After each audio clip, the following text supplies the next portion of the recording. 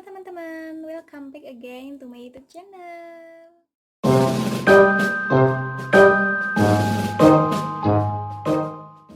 Oke teman-teman, sebelum kalian tonton videonya, jangan lupa di like, di komen, dan di subscribe bagi kalian yang baru datang di channel aku.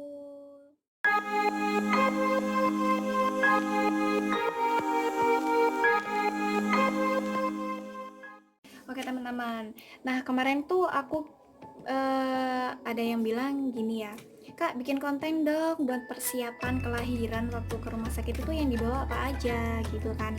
Nah jadi di video kali ini aku mau bikin konten persiapan mempersiapkan kelahiran apa aja sih yang dibawa di rumah sakit.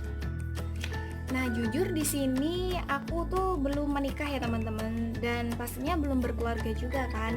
Jadinya aku rada kurang tahu, dan tapi aku udah sharing sama saudara aku, sama termasuk kakak aku juga kan, dan mereka juga sudah mempunyai beberapa anak dan sudah berkeluarga pastinya kan. Dan dulu tuh aku sedikit cerita ya. Biasanya kalau kok biasanya sih, maksudnya pas kakak aku waktu ngelahirin itu untuk mempersiapkan persiapan yang mau dibawa ke rumah sakit itu banyak berbagai macam dibawa gitu kan. Jadinya aku juga mempersiapkan gitu kan. Jadi untuk persiapan melahirkan yang harus dibawa ke rumah sakit itu gini, aku cerita aku bahas yang ibu hamil dulu ya, ke ibu hamil. Nah, jadi untuk ibu hamil itu kalau bisa ya diusahakan jangan sampai stres. Jadi kan itu kalau stres bisa mempengaruhi kandungan seperti itu. Jadi janganlah sampai stres.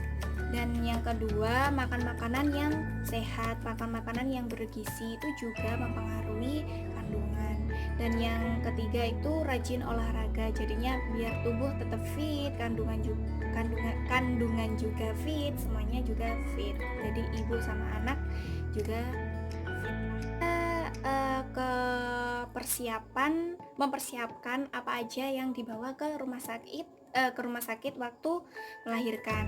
Nah, yang pertama itu jadi aku sudah mencatat beberapa poin dari kakak aku gitu ya teman-teman. Yang pertama itu, ini aku bahas yang ibu dulu ya.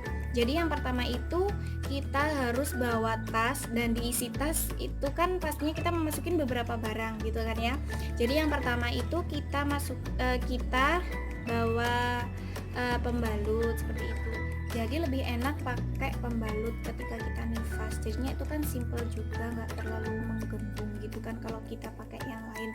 Jadinya kita pakai pembalut yang ukuran besar gitu ya, nggak apa-apa. Soalnya kan darah nifas itu nggak seperti darah kita ketika kita haid gitu. Jadi lebih banyak ke nifas.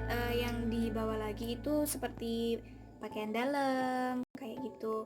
Jadi kalau pas proses melahirkan itu kita juga harus bawa daster teman-teman, daster, sarung atau piyama yang kayak dress gitu. Jadinya kan enak kalau dipakai ketika kita sudah melahirkan, kita mau menyusuikan juga enak.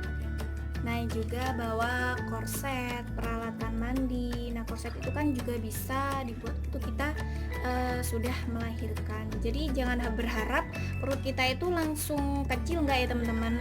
Kalau kita habis melahirkan itu biasanya kan masih besar gitu ya perutnya. Jadi itu butuh proses dan akan kecil dengan sendirinya.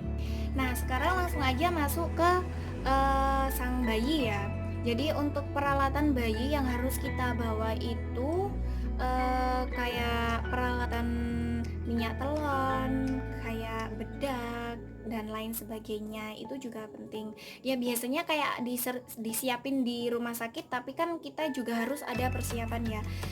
Terus bawa kayak gerita, bedong, terus apalah bahasa Jawanya, jare gitu ya, selimut gitu. Dan bawa juga sarung tangan. Kita juga harus menyiapkan sufor teman-teman. Jadi kan air ASI itu kan nggak langsung keluar gitu ya. Jadi kan proses dulu. Jadinya kita waktu nginap itu bisa lah ya kita pakai susu formula itu. Dan jadi kan agak bisa membantu sang bayi. Jadi juga ada bawa itu popok atau tisu basah, tisu kering, terus pampers juga sih mungkin juga perlu, karena kan enak banget kalau pakai pampers yang bayi baru lahir itu kan juga ada, jadinya kan sekali pakai langsung dibuang gitu kan juga enak. Nah, yang terakhir itu charger buat teman-teman. Kenapa sih kok charger, Kak? Nah, karena charger itu penting. Sewaktu-waktu yang di rumah mau hubungin kita, takutnya HP kita lowbat atau HP kita habis baterainya, jadi kan kita bisa ngecas ke sana. Pastinya kan orang rumah itu kan pasti ngubungin gimana kabar keadaannya, pasti kan gitu. Jadinya sang bapak itu juga harus sang bapak juga harus ke HP, jadi kan nanti ada banyak orang yang ngubungin. Nah, cukup di sini aja videonya. Jadi kalau ada yang kurang, mungkin kurang jelas juga untuk penjelasan saya, jadi kalian bisa komen di bawah kalau ada yang kurang dalam pengucapan saya untuk persiapan apa aja sih yang dibawa saat melahirkan ke rumah sakit. Ya, aku itu cuma di sini juga aku belajar, soalnya kan aku belum ngalamin sendiri gitu kan ya.